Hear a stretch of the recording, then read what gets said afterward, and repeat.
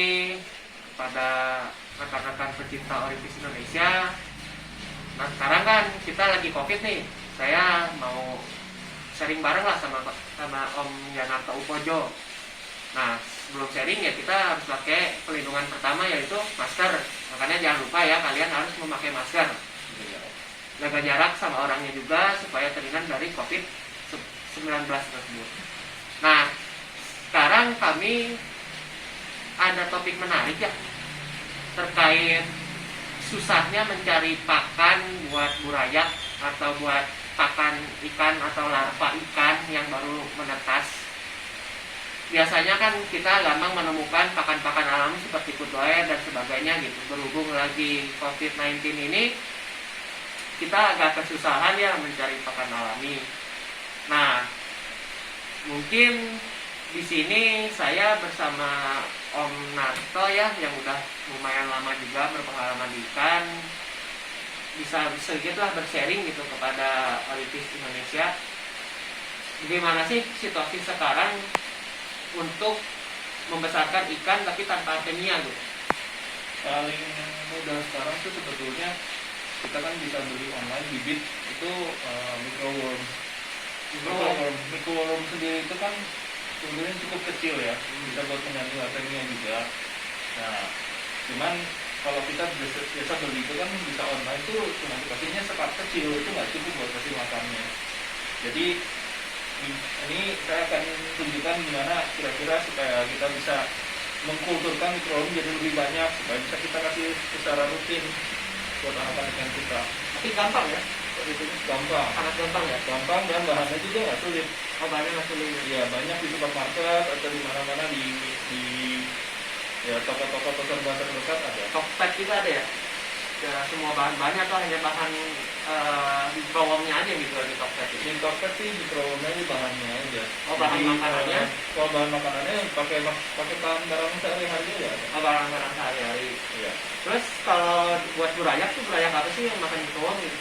Bisa anakan burayak sapi, bisa burayak mantis, ciclit. Tapi yang ukurannya masih cukup bisa makan artemia. Kalau yang lebih kecil agak lebih sulit. Oh yang biasa makan infosoria gitu atau artemia saring itu susah ya makan microworm ya? Bisa. Karena microworm juga waktu kita tuang di akuarium di air itu dia masih ada sedikit kelihatan. Oh berarti nggak semua ikan bisa ya? Enggak. Anak cupang nggak bisa ya? Anak cupang bisa. Oh, anak cupang bisa. Tuh, sahabat, anak cupang bisa. Tuh, kalian kan kesusahan juga mungkin cari pakan alami, mungkin bisa mengikuti langkah-langkah nanti Konarto yang akan sharing terkait pembuatan microworm seperti apa. Yuk, simak kelanjutannya ya.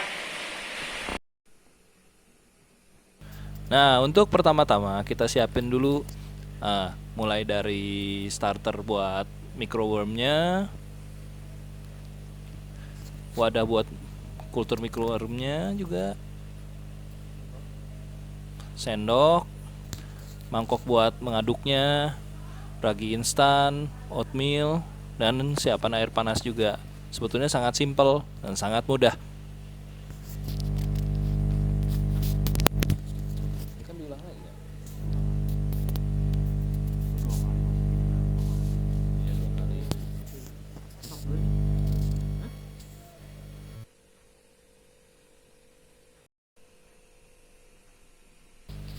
Pertama, kita siapkan dulu oatmealnya.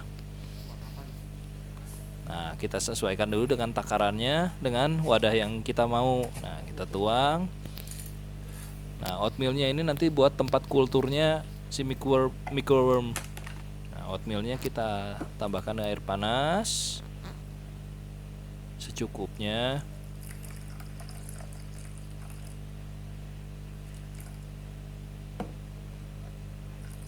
Nah, setelah itu kita aduk merata biar jangan ada yang mengental di bawah.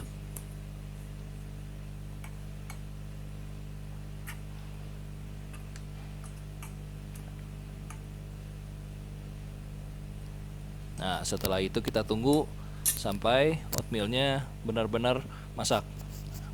Setelah masak baru kita tuang ragi instan secukupnya. Nggak perlu semua. itu ragi instan itu makanan dari si microwormnya itu sendiri. Jadi tempat tinggalnya itu di oatmeal, tapi dia makanannya ragi instan.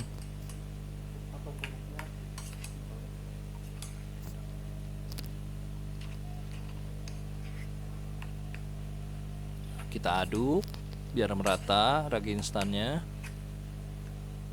Baru kita tuang ke wadah yang kita mau.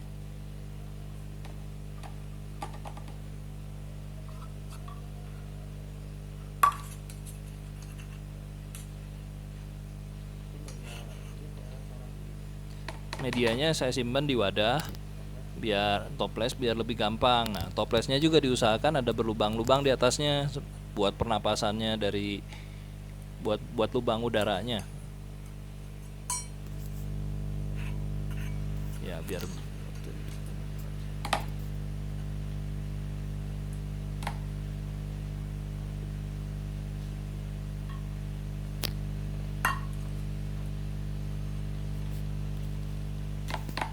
Nah, sekarang kita ratakan biar merata.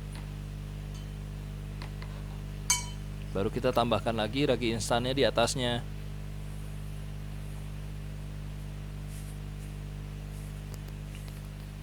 Aduk, ratakan. Jadi begitu masuk kultur yang lama masuk ke sini, itu si otomatis microwormnya sudah ada pakannya.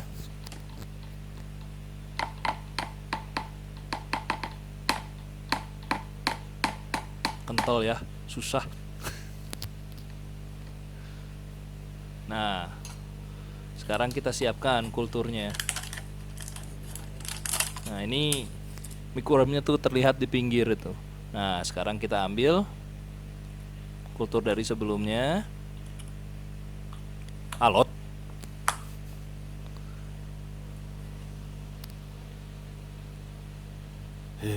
Susah bener.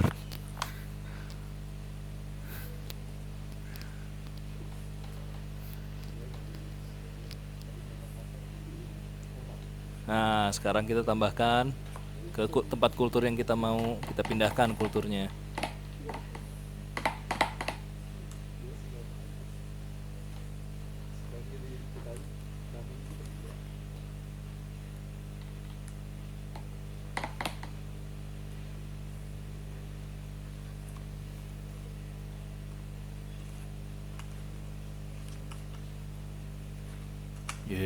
Susah amat. Hah?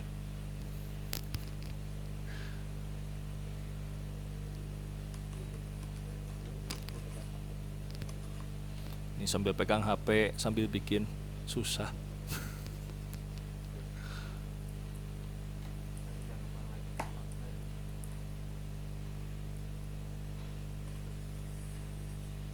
Ya, sekarang kultur sudah jadi. Tuh, itu sudah mulai jadi. Kita tunggu selama beberapa jam sampai tutupnya dengan berlubang. Jangan lupa ada lubangnya. Kita tunggu, tutup sampai beberapa jam. Nah, sekarang kultur sudah jadi. Tuh, kita bisa lihat pinggirnya microwormnya sudah banyak. Yang bui-bui seperti bui-bui di pinggir itu microworm sedang berkumpul. Ya.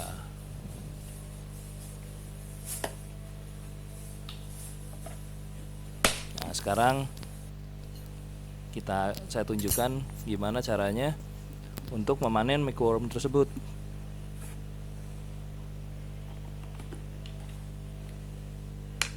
Nih, microwormnya sudah lebih tebal lagi.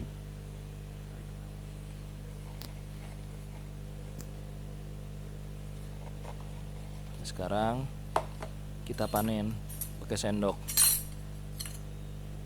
Tuh kan, kalau kita sambil disisik ke pinggirnya, tuh itu microwormnya sudah jadi.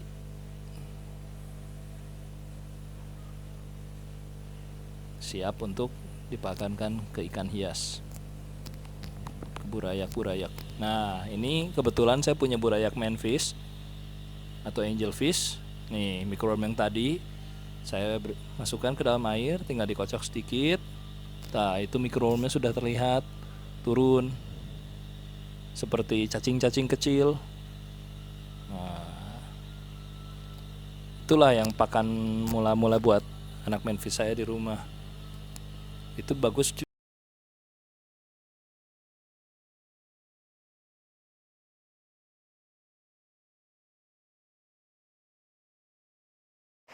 Ya, sahabat Orifis, tadi sudah lihat ya gimana tata caranya Konnato sharing tentang pembuatan microworm. Mungkin di sini saya akan sedikit bertanya-tanya gitu kepada penontonnya biar netizen juga pada mengerti gitu. Jadi nggak setengah-setengah mereka nangkapnya gitu. Nah, di sini microworm itu kekurangan dan kelebihannya apa sih? Kelebihannya itu memang karena kita punya sendiri, jadi itu kita bisa rutin punya terus sebelumnya. Tinggal kalau misalnya sudah beberapa lama kita tambahin lagi, jadi besarnya diaduk lagi, tambahin lagi, terus selama kita sama si medium yang masih ada, itu dia akan tetap jadi terus loh selama kita kasih makan. Jadi kita bisa selalu bisa kasih terus. Nggak perlu berhenti lagi, untuk beberapa lama. Nah kalau misalnya media itu sudah mulai habis, ambil trok, ya kan, kita bikin lagi media lagi, masukin lagi, itu jadi lagi terus. Jadi kita selalu rutin punya, nggak harus banyak beli. Memang kekurangannya ya kita sini lebih repot ya. Kita harus siap-siap punya waktu, harus beli itu. Terus tutupnya juga harus rapat, kalau enggak nanti bisa ada malah buah masuk, nanti beranak di situ, terus di situ. Ya, ditutup itu sebenarnya. Ya, Oh, aku kira tuh ini loh, kalau ditutup itu cacing bisa kemana-mana gitu. Kayak Assassin's Nail tuh, bukan. Memang bisa keluar, tapi itu lebih utamanya karena itu kan pakai rabi, jadi baunya asam. Kalau baunya asam tuh memancing si lalat buah masuk. Nanti kalau sudah bersama di situ dia kan keluar seperti berlakunya itu kan jadi nggak bagus rasanya. Memang bisa dimakan sama ikan, tapi bukan anak ikan. Akan yang baru gitu. Jadi memang kalau kita bisa bikin media seperti itu terus, kita mesti rawa, itu kita punya pakan yang sudah berhenti. Ada hal berubah dia terus ini. Itu kan pemilikannya jauh lebih banyak. Ya kalau beli starternya murah kan? Starter banyaknya macam-macam, harganya mulai dari 10, 15 mungkin sampai 20 ribuan.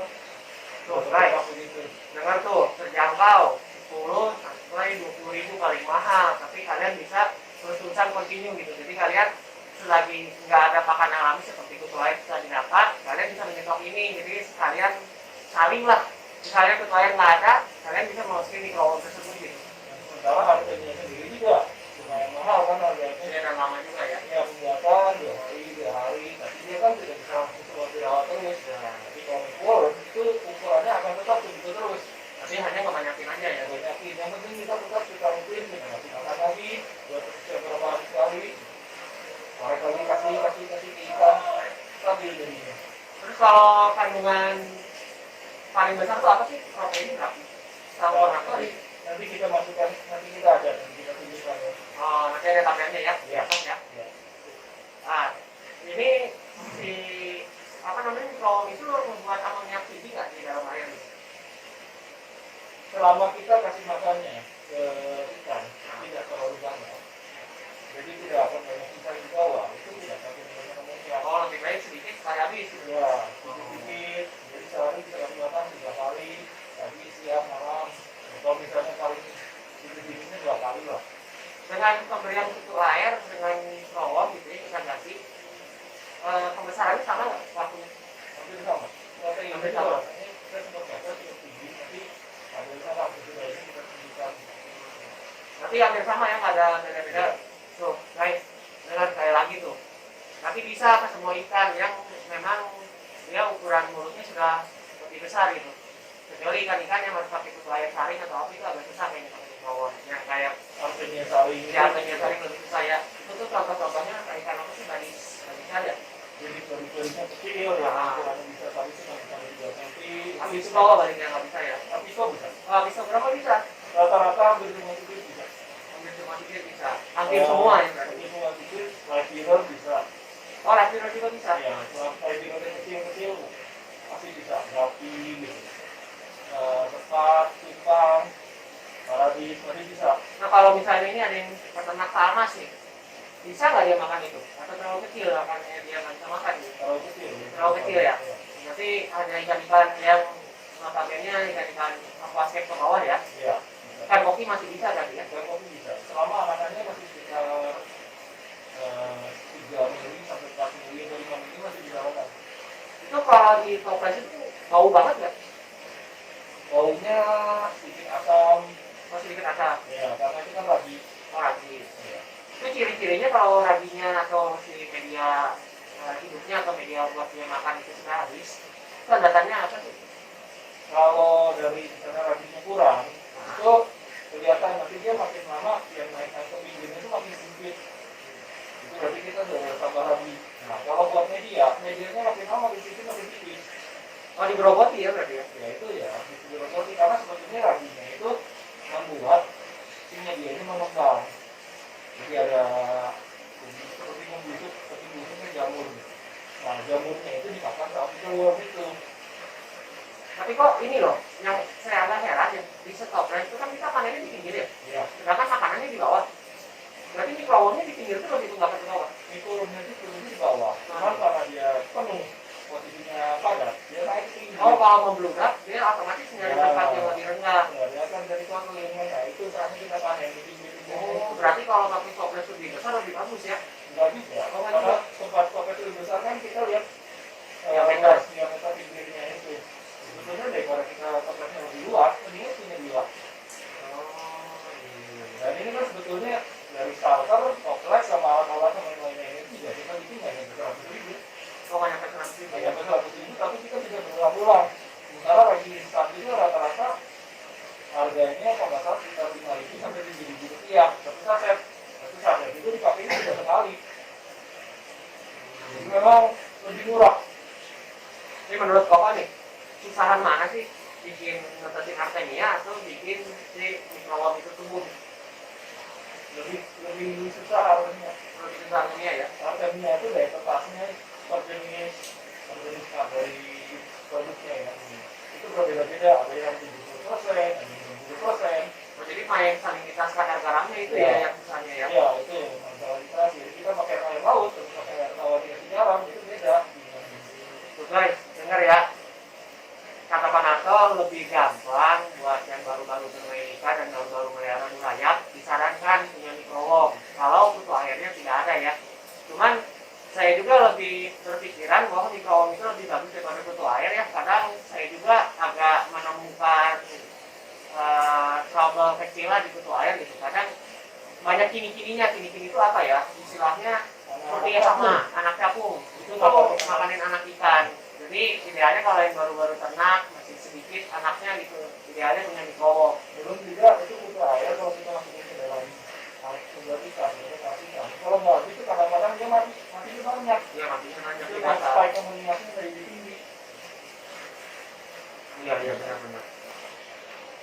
Nah, gampang kan menurut kalian gimana gitu? Kalau saya sarannya yang buat newbie gitu jangan pusing dengan ketersediaan pakan alam yang lagi susah di saat COVID-19 yang sedang melanda ini.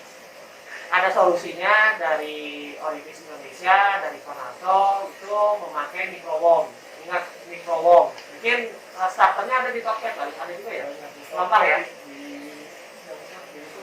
Banyak ya. Bahan-bahannya juga saya tegaskan itu adalah bahan-bahan yang biasa kita temui di dapur lah. Jadi idealnya kalian nggak akan kesusahan lah buat mencari si starter tersebut. Selain si starternya ada di Tokopedia atau di mana-mana tuh ada gitu di online store lah ya. Dan starter yang lain seperti pakannya, apa-apanya itu kan tersedia di apa ya di dapur juga ada lah ya. Banyak, biasanya Ibu rumah tangga pasti punya. Gitu.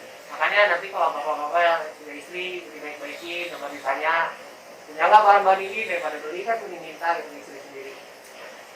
Nah mungkin segitu aja sih dari kita ya sharing-sharing kali ini tentang pengganti pakan alami di saat COVID-19 tersebut. Nah mungkin kalau kalian ada yang mau dibahas dari Olivis, kami siap. Kalau misalnya kami berdua tidak berkompeten di bidang itu, maka mungkin nanti saya akan melibatkan dosen-dosen saya. Nah kebetulan kan saya alumni Perikanan dan ada dosen juga yang berkompeten di bidang itu. Nanti kita akan mengoprek semua, kita akan membahasnya sampai tuntas, sampai kalian puas gitu. Apa aja sih topik yang kalian mau, coba aja tulis di bawah ya, di komentar. Jangan lupa like, subscribe, and share ya, supaya channel kami bisa membagi ilmu ke semua kalangan pecinta ikan hias Indonesia. Nah, segitu dulu dari kami. Terima kasih Olivis Indonesia, semoga ilmunya bermanfaat. Sudah.